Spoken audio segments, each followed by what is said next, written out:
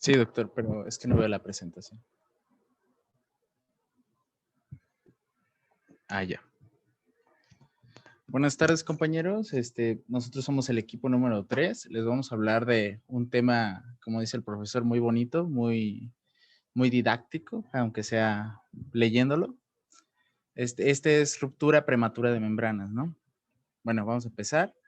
Que esta, por definición, es la solución de continuidad de las membranas coriónico-amnióticas antes de que se inicie el trabajo de parto. Otra definición que podemos tener es la ruptura de las membranas coriónico-amnióticas que ocurre de manera espontánea previo al inicio de trabajo de parto, pero con la consiguiente salida de líquido amniótico. Dos términos importantes que se van a mencionar es el periodo de latencia, que es el tiempo que va desde la ruptura de las membranas hasta la aparición de las contracciones uterinas, y la ruptura de membrana prolongada, que es la ruptura de más de 24 horas de evolución. La siguiente, por favor. Esta la podemos dividir en tres tipos, que es a término, ruptura de membrana a término, pretérmino y en feto inmaduro o previable. La a término es en gestantes que tienen mayor de 37 semanas. La de pretérmino se puede subdividir en pretérmino tardío y pretérmino propiamente, que la de pretérmino tardío va desde las 34 semanas con 0 días hasta las 36 semanas con 6 días. Algunas literaturas manejan los 33 semanas en esta con 6 días. Gestantes pretérmino, propiamente va desde las 24 semanas con 0 días y 33 semanas con 6 días. Y la de las de gestaciones inmaduras o previables es de menores de 24 semanas. Cabe mencionar que aproximadamente el 8% de todos los embarazos cursan por una ruptura prematura de membranas a término, o sea, cuando ya están en las 37 semanas, arriba de las 37 semanas, que va a seguir inicio de un trabajo de parto. El 50% de todos estos casos dentro de las primeras 5 horas tienen el inicio del trabajo de parto, pero el 95% de todos los casos inician dentro de las 28 horas siguientes. Algunas literaturas manejan que hasta incluso las 72 horas.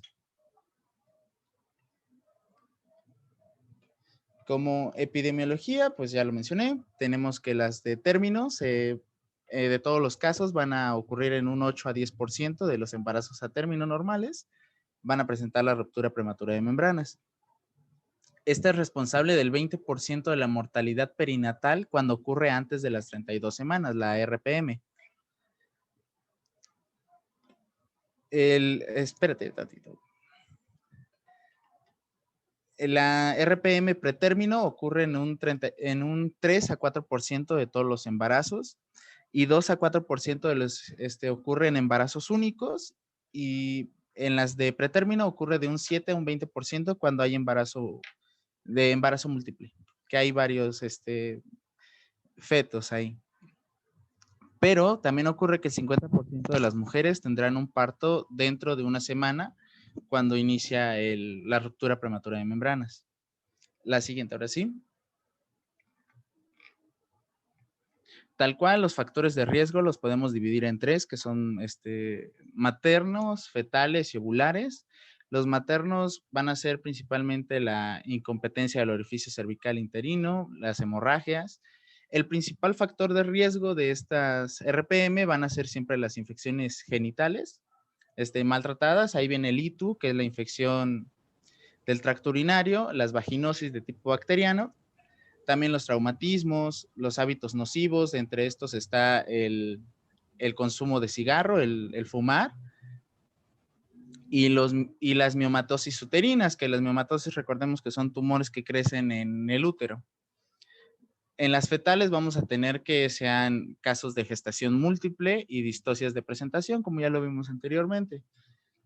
También puede ser otro factor de riesgo el polidrapnios, la placenta previa y el corioamnionitis, que es una infección del líquido amniótico y de las membranas que lo contienen. La siguiente, por favor. Dentro de estos factores que ya mencioné, los principales son las infecciones, que es el principal factor de riesgo de estas. que pueden ser de tipo ITU, de tipo vaginosis, por estos agentes que tengo ahí, la dilatación cervical, los traumatismos. La siguiente, por favor. El déficit de vitaminas, que esto va más asociado hacia los hábitos nocivos, que son el cigarro, que vamos a tener un déficit en el cobre y en el ácido ascórbico. También pueden ser por aumento de la presión intrauterina y alteraciones fetales. La siguiente, por favor. Tal cual, la fisiopatología de esta puede ser debido a algún defecto en las membranas o un aumento en la presión de este líquido, que la alteración en las membranas va a ser debido a la deficiencia de colágeno, debido a una desnutrición del paciente, alteraciones de la estructura del colágeno. Esta se va a llevar a cabo en fumadores, ya que disminuye la concentración de cobre y de ácido ascórbico. También en los procesos infecciosos, lo que va a pasar es que se van a formar las citocinas proinflamatorias, que recordemos que es el factor de necrosis tumoral, la interleucina 1, que esto nos va a llevar a un aumento de la interleucina 6 y de la hormona del estrés, que sería el cortisol. Por lo tanto, esto nos va a causar un aumento de las uterotoninas, que sería la oxitocina, prostaglandina, endotelina, que esto nos va a llevar como resultado a la producción de contracciones uterinas, que esto nos va a provocar un desgaste en las membranas. Esto nos va a llevar a cambios cervicales y por lo mismo se va a producir la ruptura de las membranas. Que este mismo mecanismo se puede apreciar en el parto pretérmino. La siguiente, por favor. Como prevención de la ruptura prematura de membrana, vamos a tener que, como su principal factor de riesgo son las infecciones, pues el tratamiento de las infecciones cérvico-vaginales, el manejo adecuado de las infecciones vaginales, evitar los traumatismos cervicales. Cuando se presenta el reposo en pacientes, el mejoramiento del estado nutricional. Ya vimos que las alteraciones del colágeno y de las membranas van a tener, también son un factor de riesgo importante. Y el tratamiento precoz de la anemia, por lo mismo. La siguiente, por favor. Bueno, es importante hacer el diagnóstico presuntivo de de una ruptura de membrana por 3 razones. Para evitar que pues, el cordón umbilical pueda experimentar un prolapso y comprimirse. Esto es ya que puede provocarse una ruptura sin que el feto esté en una etapa de encajamiento o si la parte de presentación no es adecuada.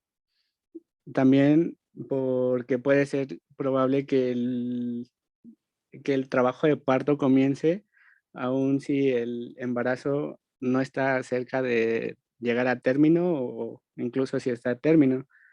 Y pues por último, si hay una rotura de membranas y el parto se llega a retrasar, pues es más probable que haya una infección intrauterina e incluso una infección neonatal.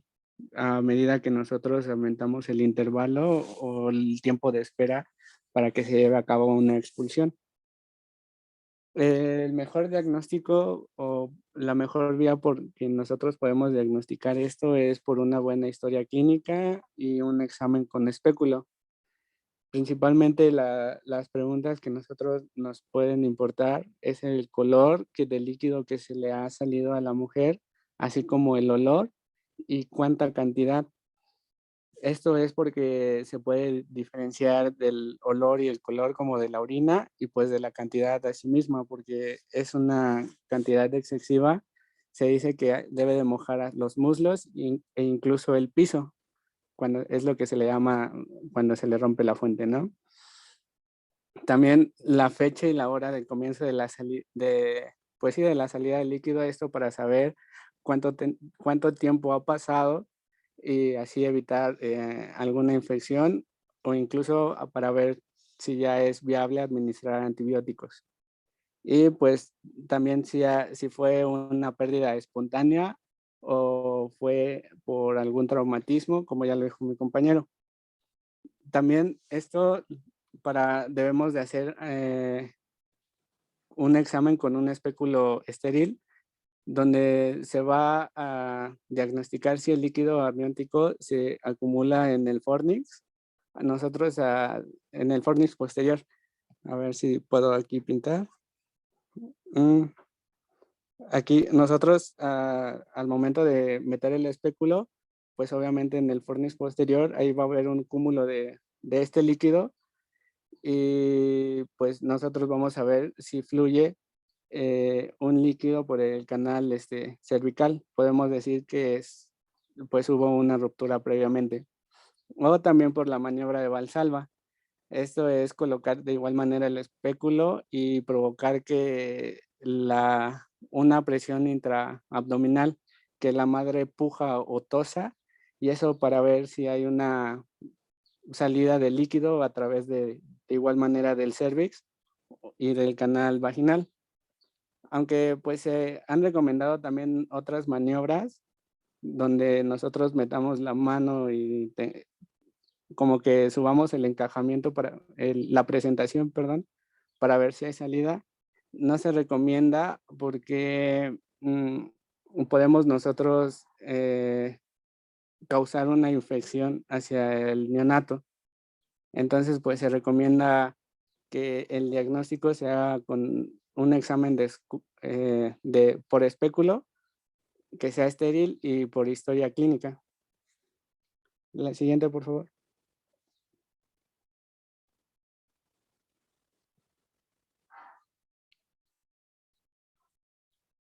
Bueno, también otros estudios complementarios que nos pueden ayudar en un diagnóstico de una ruptura prematura de membranas o una presunción hacia es hacer una ecografía.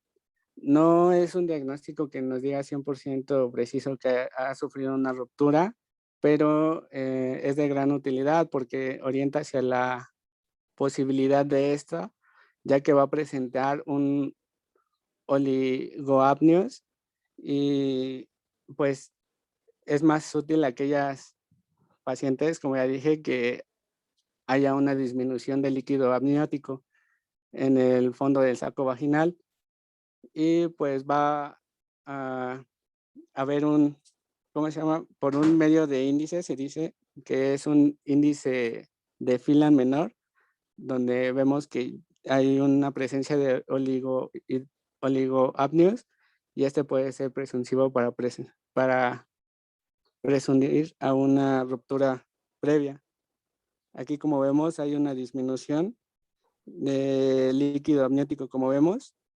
Si vemos aquí no sé si esté mal, Doc, pero aquí vemos que las membranas están casi adheridas a lo que es el feto y vemos casi no hay un espacio, que ahí vemos una clara disminución del líquido amniótico. Otra es Perdón, aunque ese bebé es muy pequeño, ¿de cuántas semanas será? No dice, ¿verdad? No. Porque de acuerdo a ese tamañito, pues sí, a lo mejor el líquido sí está bien. Como bien dices tú, lo que hay que hacer es dejarlo llevar por la técnica de Phelan, que es la que te dice cuántos centímetros hay en suma de los 4 cuadrantes. Pero, bueno, pero, o sea, sí, tienes razón, o sea, cuando de plano ya con la experiencia uno ve que hay menos líquido, pues no, sí, no hay ni cómo negarlo, ¿no? Ok, ¿qué más? Bueno, después se puede utilizar la prueba de nitracina, que es una determinación del pH del flujo vaginal. Bueno, pues se dice o se sabe que el pH de las secreciones vaginales, pues normalmente van a oscilar van a tener un pH ácido de 4.5 a 5.5, y mientras que el pH del líquido amniótico suele ser mayor a 7, o sea, es un pH más básico. Entonces, el indicador de nitracina nos va a ayudar para saber el pH del medio, para identificar si hay un cambio de este pH. Obviamente, si hay una ruptura previa y el líquido amniótico ha salido por el canal vaginal, obviamente que va a cambiar su pH del medio. Entonces nosotros vamos a, con la prueba, pues con la toma de un hisopo, vamos a tomar un poco de esta secreción, las vamos a llevar a un tubo y con estas laminillas las vamos a dejar como en inmersión sobre esta muestra, y esto va a permitir que haga un cambio de color. Obviamente este color ya tenemos pues unos colores estándares, bueno, un color estándar donde nos van a decir el tipo de pH que se está, ah, que está presentando, pues. Y pues esta no es tan fiable porque puede dar tanto falsos positivos como negativos falsos, ¿no? Falsos negativos. Entonces, los falsos positivos pueden producirse por un cambio de pH con sangre, semen, o incluso si la paciente cursa con una vaginosis bacteriana, mientras que las pruebas falsas negativas pueden ocurrir ya que tal vez haya una ruptura, pero haya salido poco líquido y no haya cambiado como tal pues el pH vaginal. La que sigue, por favor. Entonces, la guía de práctica clínica nos dice que el diagnóstico se debe de realizar mediante la historia clínica y la observación del líquido amniótico a través del canal vaginal durante la revisión vaginal por especulopatía, por el espéculo, perdón. También se deben de evitar tactos vaginales cuando se sospeche de ruptura de membranas, esto por lo mismo de que podemos inducir a una infección. La presencia de ultrasonografía de oligohidramnios puede ser ayuda para intuir en el diagnóstico de ruptura espontánea de membranas, y pues el ultrasonido puede ser útil en algunos casos para confirmar ruptura de membranas. La que sigue. Ok, y por último vamos a ver lo que es el tratamiento. Vamos a tener dos opciones, el tratamiento farmacológico y el tratamiento no farmacológico y el manejo conservador. Entonces, en este tratamiento farmacológico, la antibiótico-terapia profiláctica debe de ser iniciada o indicada en todas las pacientes cuyos cultivos hayan dado positivo para estreptococo del grupo B, o también para cultivos que no tengan un origen conocido. Este tratamiento va a ayudar a mejorar el pronóstico neonatal, reduciendo el riesgo de síndrome de distrés respiratorio, también sepsis temprana, hemorragia intraventricular y enterocolitis necrotizante. Esta se recomienda en pacientes con edad gestacional temprana menor a 32 semanas. Y lo que está recomendado... Una pregunta, perdón. Está bien, ahí ahorita nos vas a explicar, pero decía que era en base al resultado del cultivo. Ajá, bueno, así lo manejaba en la guía de práctica clínica. Decía que todas las pacientes con cultivos positivos a estreptococo debían de iniciar esta antibioticoterapia, o en pacientes cuyos cultivos no tengan un origen conocido.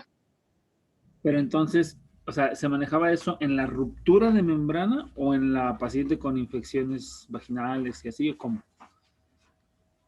Lo que pasa es que te pregunto porque, te pregunto por esto. Después de que se rompieron las membranas, ¿cuánto tiempo te gusta que pueda durar el bebé todavía adentro? Porque de hecho por ahí yo supongo que lo van a mencionar.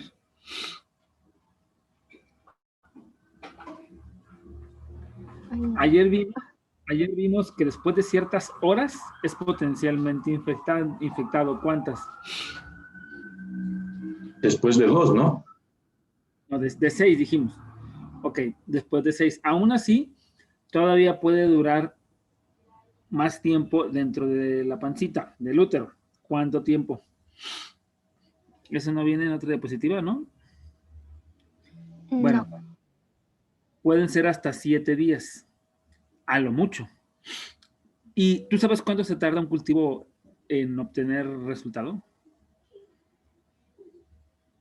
Pues hasta semana, 1 o 2 semanas. Es correcto. No menos de una semana, porque es un cultivo. Tienes que hacer que algo crezca.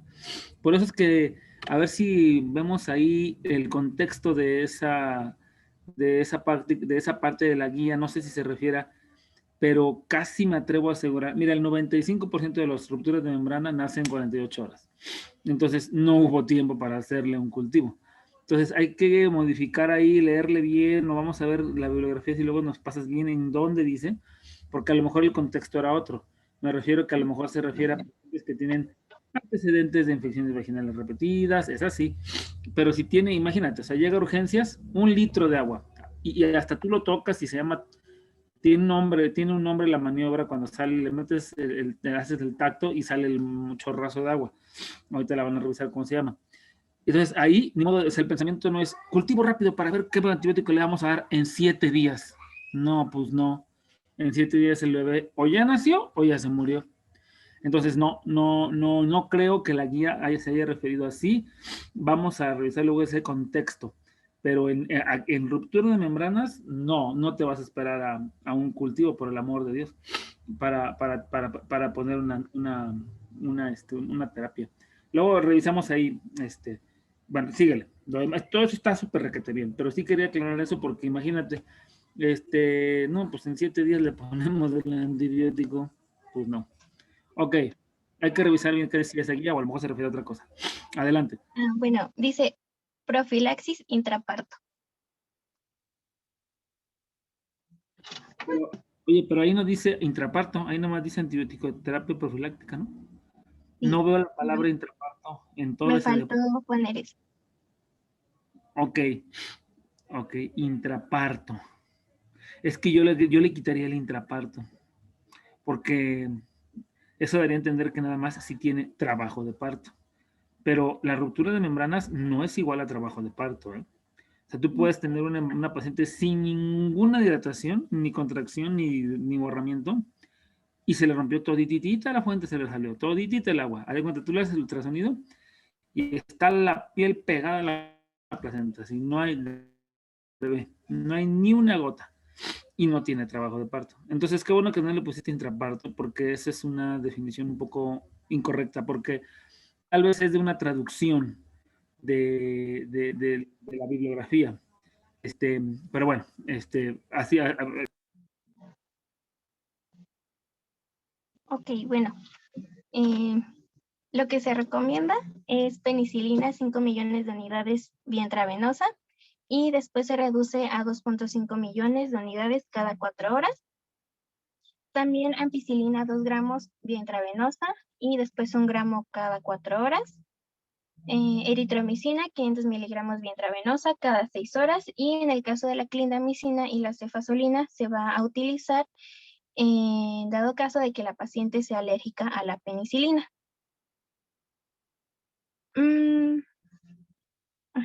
También tenemos la antibiótico-terapia combinada. Esta está recomendada para el manejo conservador de la ruptura de membrana y previene y trata la infección ascendente intrauterina, así prolongando el embarazo y disminuyendo la infección tanto materna como neonatal. Y los esquemas más comúnmente conocidos son ampicilina 2 gramos vía intravenosa, combinado con eritromicina 250 miligramos vía intravenosa, esto cada 6 horas durante 48 horas. Y después se cambia a amoxicilina 250 miligramos, combinado con eritromicina 250 miligramos, pero estos ya van a ser vía oral cada 8 horas durante 5 días. Y el otro que se conoce es clindamicina, 600 miligramos vía intravenosa, combinado con gentamicina, esta 4 miligramos por kilogramo por día durante 48 horas. Y después se cambia la clindamicina a 300 miligramos vía oral cada 6 horas. combinado con gentamicina, esto 2 miligramos por kilogramo por día, y esta ya va a ser intramuscular, esto cada 12 horas por 5 días. Ajá. También se ha visto el uso de los corticosteroides.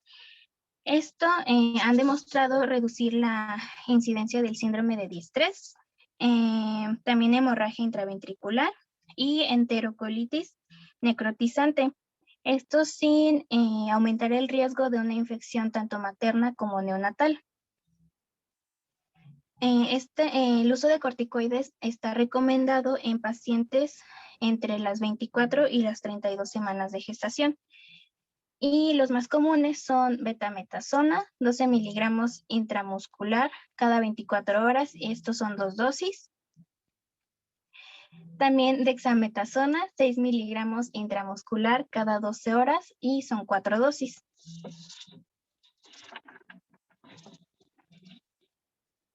Bueno, eso de tratamiento farmacológico. El no farmacológico y también el manejo conservador. Primero se deben de tener en cuenta los criterios de inclusión. Estos son que la paciente no cuente con datos clínicos y de laboratorio de infección, que no esté en trabajo de parto, que el bienestar fetal cuente con un perfil biofásico igual o mayor de 8 puntos. Este perfil biofásico Perdón. Perfil biofísico. Biofásico. ¿Qué dije? Perdón. 2 veces. De hecho, ahí dice biofísico. Ahí lo subrayaste. Entonces, perfil biofísico. Perdón. Que es un análisis que se hace del bebé de acuerdo a lo que nos vas a decir. Es un ultrasonido, pues. Adelante. Ajá. Bueno, el perfil biofísico valora 5 parámetros, que son los movimientos respiratorios, los movimientos fetales, el tono fetal, el líquido amniótico y una prueba sin estrés. Entonces, cada uno va a ser valorado dependiendo de cómo se presente. En los movimientos respiratorios, si son menor a 20 segundos de movimientos respiratorios en 30 minutos, va a ser 0. Si es 1 o más periodos igual o mayor a 20 segundos en 30 minutos, va a ser 2. Y bueno, estos se van sumando. En los movimientos fetales, si son menor a 2 movimientos en 30 minutos, 0. Y si son 2 o más movimientos en 30 minutos, es 2. El tono fetal, si es semiextensión o extensión completa de los miembros con regreso lento o ausencia de movimientos, es 0. Por lo menos un episodio de movimiento de un miembro de la posición de flexión o extensión y un rápido regreso a la flexión es 2. En el líquido amniótico, si el pool es mayor el pool mayor es menor de 2 centímetros, es 0. Y si es 1 o más pool de líquido amniótico igual o mayor a 2 centímetros, es 2. Y la prueba sin estrés, si no es reactiva, es 0. Y si es reactiva, va a ser 2. Entonces, esto sumado, nos va a dar pues un puntaje. Y también se debe de tomar en cuenta el pool mayor del líquido amniótico. Este debe ser mayor a 2 centímetros. Lo vamos a... la medición va a ser en centímetros del diámetro vertical mayor de cada uno de los cuadrantes. Esto nos va a dar una suma y la suma normal debe de ser entre 5 y 18 centímetros. También debemos de tener la ausencia de malformaciones fetales congénitas incompatibles con la vida. No, es que ahí revolviste, como que repetiste unas cosas y lo otro, o sea, lo del 18, si te fijas, no tiene relación con lo que dice tú, que habla de líquido amniótico. No, ahí el corte es muy claro, menor de 2, más de 2, se acabó. Pero lo que dices tú del 18, esa es otra cosa, se refiere a la medición de líquido amniótico por una técnica que se llama Phelan. Entonces, no, digo, es como que diferente el asunto, pero, digo, está relacionado con el líquido amniótico, que finalmente es lo que estamos viendo ahorita, en la ruptura de membrana, ¿verdad? Pero está bien, o sea, el cuadrito está bastante bien. El corte es muy claro, menos de 2 o más de 2, ¿verdad? Y sí es cierto, o sea, el líquido amniótico normal es de 5 a 18, pero eso no tiene relación con la medición de un perfil biofísico, porque de acuerdo a esta tabla que tenemos aquí, ¿cuáles son los puntajes posibles que puede obtener un bebé? Ahí nomás es cosa de que le ves la tabla. Ajá, pues lo menor sería 0 y lo Exacto. mayor 10. Ok, y de ahí, y entre 0 y 10, ¿cuánto sería? ¿Cuánto te ocurre? Está fácil.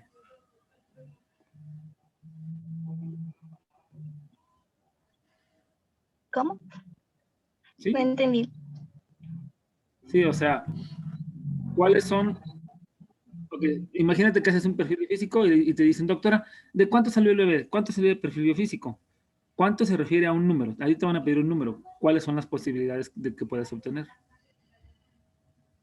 Ah, pues 0, 2, 4, 6, 8 y 10. Perfectamente, exacto. ¿Por qué? Porque el perfil biofísico así se mide. Perfecto, que le entendiste muy bien. Los demás hay que leerle para entenderle un poquito también, o sea, no nada más el que da la clase. Por eso te digo que lo del, si te fijas lo que nos dijiste del FELAN, del 5 al 18, como que sale un poco de contexto porque nos desubica un poco. Entonces, el perfil físico es 0, 2, 4, 6, 8, 10. No hay duda, no hay más de 10. Una vez un estudiante me dijo, sí, tiene perfil físico de 15. ¿Qué? ¿Cómo que perfil físico de 15? Por el amor de Dios, ¿qué estás diciendo?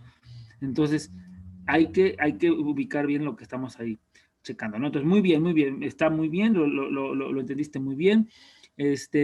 También lo del FELAN, eso nos ayuda, sí, nos ayuda a saber cuánto es lo normal del líquido amniótico. Creo que ya se va a acabar la clase, ¿verdad?